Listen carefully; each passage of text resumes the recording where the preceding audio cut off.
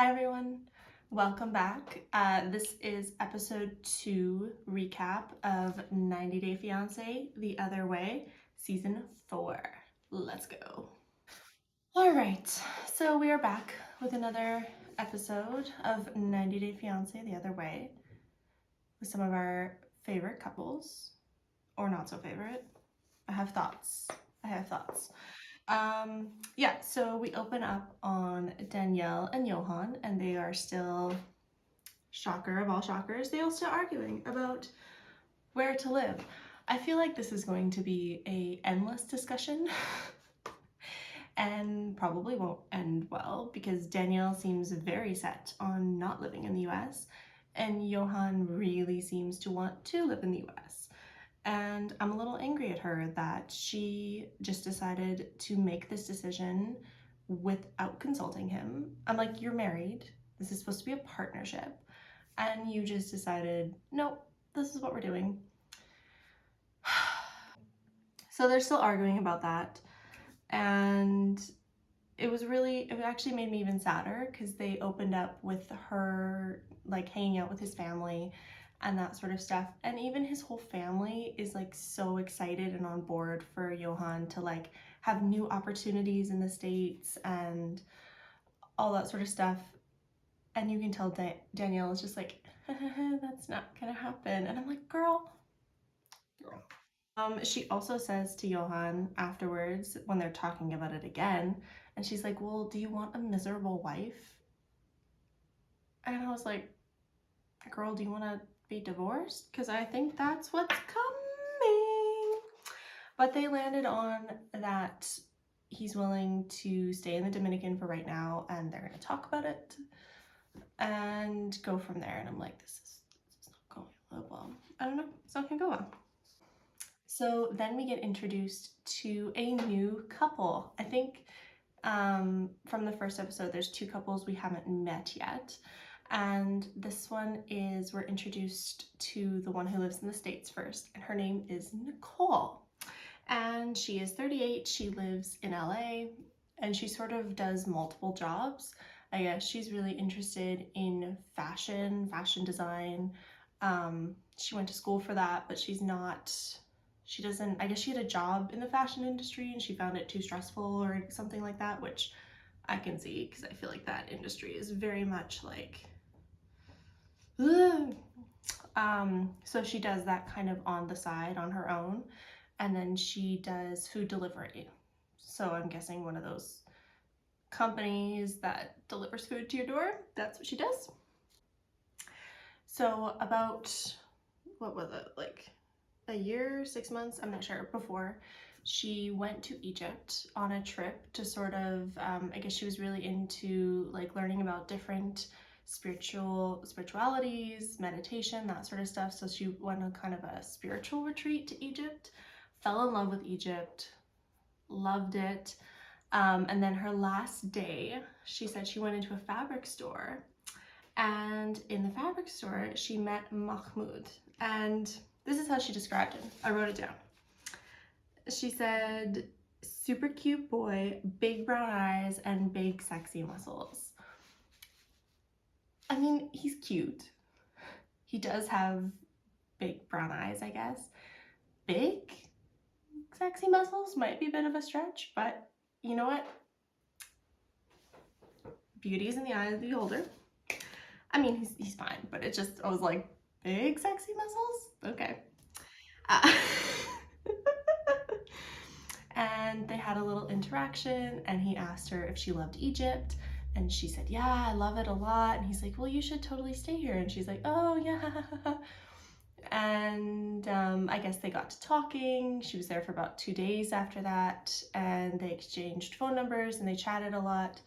And then when she had gone back to the States, about 5 days later, he asked her to come back to Egypt and be his wife, which a lot of cultures do move a lot more quickly in terms of like marriage and relationships and stuff. On one hand, personally, I mean, if I knew I wouldn't wait like 5 years to get married, I would very much be like, okay, couple months, get to know each other, maybe a few months till the wedding. Like, I could do it in under a year. That would be fine. I feel like a week might be a little tight as far as time. But anyway, and she said yes. And 7 days later, she was back on a plane to Egypt to marry Mahmoud. They got married, they had a party. She did not tell any of her family, which that should be a flag, that right there. And then she said, she's like, I thought, because she loved Egypt as a tourist, which I could see, but she said living there was really, really different and difficult, and she felt like the magic was gone, which I think is true of a lot of places. If you travel to and you tour around, you know, you sort of see the beauty of it because it's not your home, it's something different. But living there permanently is a very different thing than being a tourist somewhere. So she was there for about 2 months, and then she was like, I can't do this anymore. I have to go back to the US. I think this relationship is going to go so well. Not. So then we go and we check in on Chris and Jamie, and they're having a little video call. They're both very excited. They can't wait to see each other.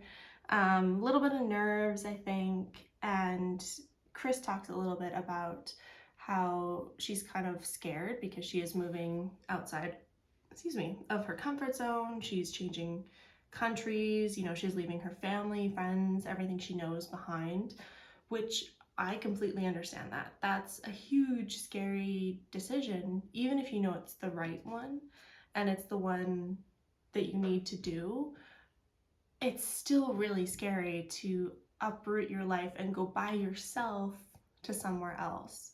So I really feel for her in that, but she seems like, despite all that, she's ready to go.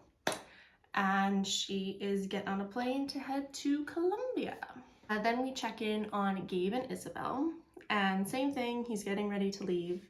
I think he's a little stressed because I guess he has a limited amount of time to get married because of his visa in Colombia, which I'm assuming is the same thing with Chris and Jamie. So he still has to ask Isabel to marry him. He still has to talk to her family. So that's all stress. And then we check in on Isabel and her kids. Her kids are like teenagers. Like one is, I think, like 15, 16, and one is 11. So they're not babies, you know. She has a bunch of teenagers at home, and they seem like they have a really good family relationship, the three of them, and it sounds like Gabe fits really well into that. So that doesn't seem like a lot of drama there. They're all supportive of that. I kind of get the sense that they're not going to have a whole lot of drama in terms of a relationship. I mean, they haven't thus far. They haven't even like hinted at a lot of drama. The big thing basically seems to be like telling her family, which I get, that's can be stressful, but it's not super like intense TV watching drama. So I like them, but I'm not overly invested because I'm like, they're fine, they're good.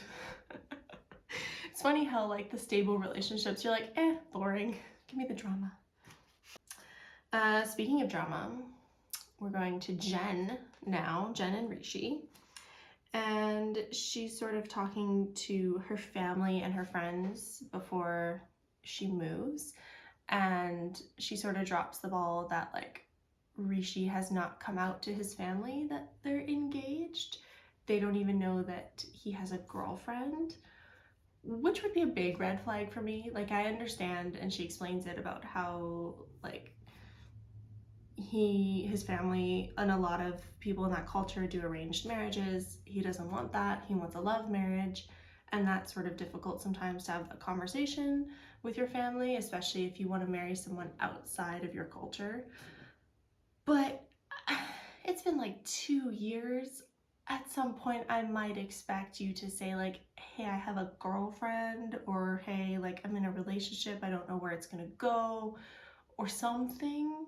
So the fact that he said nothing would be a big red flag for me. But Jen doesn't want to push him. I think she should push him. personally. Then we go back to Nicole, our new couple, and she is having the talk with her friends about her moving back to Egypt. And I was confused for most of this conversation because she simultaneously talks about everything she didn't like about Egypt and their relationship, but at the same time she has a one-way ticket and is going back to Egypt. So I was like, I'm a little suspicious. I'm suspicious about their relationship, that maybe it's one of those like just for TV things at this point, and that they're trying to like still explore it in order to have some TV content, because she clearly doesn't like living in Egypt and she clearly regrets, like I think when they excuse me, one sec, tea break. So I think when they first got together, he said, he sort of explained like, okay, here's all the things for my culture and for me that I would like you to do as a wife. You know, how I want you to cover your hair or cover your body, what clothes to wear, how to act, all that sort of stuff. And I guess she said yes to everything and now regrets saying yes, which, okay, you were in love, you just wanted to be with him, so you're like, yeah, of course I'll do that, yeah, of course I'll do that, and then regret it. This is not the smartest life choices. And also I love it every time they have one of these couples where they're meeting someone from a different culture and there's like confusion or anger about the culture's rules or standards, and I don't agree with those standards that they have, and I would never be able to follow it. It's not something I believe in or could do. But I then would not date, let alone marry someone who wants that or believes that, because I know I couldn't fulfill that. So why would I do that to someone, or why would I go to a culture, go to a place where they expect that, and then be all like obstinate about it and be like, no, I'm not going to. Like, Mahmoud seems like quite a sweet young man, but also to ask him to like go against his family, his culture, his friends, everything, that's really, really hard to do. Like, you're not talking about, like, you're talking about so much social peer pressure, religious peer pressure, like all of that encompassed for Nicole to be like, well, you should just let me do what I want. It's like, that's not the country you're going to. That's not how he was raised. That's not. Anyway, it's the same thing every season. We get someone who doesn't understand, or it's just for TV, or I don't know. But anyway, Nicole is kind of irritating me. And so she's sort of explaining all this to her friends, and even I'm like, okay, why are you going back then? And she's like, well, you know, it'd been 6 months and she'd seen him and she really missed him and she thought about him every day. And I'm like, girl, girl. I find it weird. But anyway, she's like, I have concerns, but I know what I'm getting into. And I'm like, I don't think you do, and I don't think this is gonna end well. I love that her friend was like, keep your passport. I was like, yeah, keep your passport. Next, we go back to Danielle and Johan, my other favorite couple. And they're talking about planning for the future. Danielle is going through her skincare routine, which is like a 10-step skincare routine. She does all these things. And like, I know people that do all the like massage rollers and the creams and the lotions, and maybe it works. I don't have time for that personally in my life. I don't have the care, energy, or time to do that, but I guess it does work for some people, so that's fine. Yeah, and then we go to, I guess, Johan has opened a new business in the Dominican Republic. He has opened a butcher shop. And at first Danielle is all like, this is great, like this is wonderful, because I think she wants him to stay there, she wants him to make money, all that sort of stuff. So she's like, this is fantastic, yay! And then they actually go visit the shop, and Danielle is just disgusted. She's like, this is gross. This is, because it's an open air, like it's a building, but it's an open air meat market, right? Which is very common in a lot of countries. But she's all like, this is unhygienic. There's bugs. You can't do this. Da, da, da, da, da. And poor Johan is like, I just wanted her to be supportive. And instead she's so critical. And I'm like, oh, he's such a sweetheart. Next we go back to Jen, and she's still talking with her friends and all this sort of stuff, talking about her past relationships, that she doesn't always pick very good guys, but she thinks Rishi is different. And then her friend, she says this thing where she's like, in the dictionary, next to the definition of insanity, there would be a picture of Jen because she just does the same thing over and over again with guys. And I was like, that's harsh, but like maybe true. I don't know. Friend is like, well, I have an idea, because they're concerned about Rishi's social media and how much he like has a lot of female followers on Instagram and that sort of stuff. And so she's like, well, why don't I try catfishing him and see what happens? Such a brilliant idea. So she sends him a message, and then we will get to see what comes of that, I guess. So next we go back to Nicole, and she is having a little video chat with Mahmoud, and they do kind of that thing where it sounds like they're forcing themselves to care about this person, where they're like, hi honey, hi my love, hi. And I'm like, do you actually think that, or are you just saying it to make it true? You know, like try to manifest it to bring in some Danielle. And then he's sort of like, I don't know why he's going through with this relationship. It's probably because marriage is such an important thing in his culture, and so maybe he feels like, this is my wife, I need to see this through. But he's even like, I know we're gonna have a lot of fights and you're gonna start a lot of fights, and I'm like, oh, this is gonna go well. He's like, I know you love to fight. I'm like, because I think they just keep talking about the same thing over and over again, right? Where she's like, I want to wear what I want to wear. Like, if I wear this, is it okay? And he's like, well, no, I've told you that's not okay. We've talked about this. You said yes to it. And they just go back and forth all the time. It's like, there's no ending to this. And she's like, I thought there would be wiggle room. And I'm like, I don't think there's gonna be wiggle room, but good luck with that. Then we check in on Jamie, and she's out getting her hair and makeup done, getting ready for Chris to come, having a little chat with her friends, where she talks a bit about her concerns about like some of Chris's health conditions, like her narcolepsy, how that's gonna go. And then she talks about the fact that they had this little bump in their relationship where like Chris ghosted her for several times, and then she started talking to this other woman, and she's like, well, I mean, it's not really, like, it was just a little bump. And her friend's like, you mean like infidelity? And she's like, it's not infidelity. And he's like, well, infidelity starts when you send that first message. And I was like, yes, that is true. I agree with that. But I think they'll be fine. We'll see. Then we go back to Jen and her catfishing friend. And her friend sent like all these messages where she's like, hey, handsome, how's it going? Da da da da da. And I guess Rishi sent back something to the extent of like, do I know you? And like, where do you live? Like, do I, like, I guess he was trying to figure out if she was like a friend of Jen's or someone that he knew or that sort of stuff, which seems very normal to me. But Jen's friend was all like, this is signs that he's cheating and he's like a womanizer and this is a big red flag and da da da da da. And Jen's like, no, that's fine. And I do agree. I think it's like, it did just say about like sending the first message, but if someone messages you and starts like flirting with you and asking all these questions, I mean, you could ignore them and that would probably be the best thing to do.